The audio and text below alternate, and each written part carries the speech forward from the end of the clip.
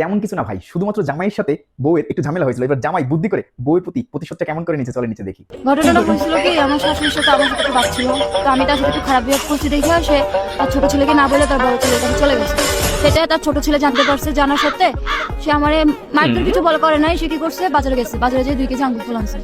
আইনা ওই আঙ্গুর ফলটি সব আমারে খাওয়াইছে। এখন তো ভাই ওই আঙ্গুর ফল খাইয়া তো আমার অবস্থা খারাপ। আর আমি মেম্বারের কাছে বিচার দিলাম যে এই ঘটনা এই ঘটছে আমার সাথে। আচ্ছা ভাই আপনি বলেন, ও যে কাজটা করছে, কাজটা কি ঠিক করছে? ভাই আমি যেন হাঁটতে পারতেছি না, বইতে পারতেছি না, প্রচুর ব্যথা করে। আচ্ছা আমরা একটু ভাই আপনার কাছে জানি। ভাই আজানের সময় আর মিছে কথা কবল, আজান দিচ্ছে, সবাই আমরা মুসলমান। বিষয় হচ্ছে কি, মহিলা মানুষ ঘরের বউ হোক, তাকে যদি মারধর করি, চিল্লাচিল্লি করি, পাড়ার লোকজন শুনবি, অনেকেই অনেক খারাপ কথা কবি।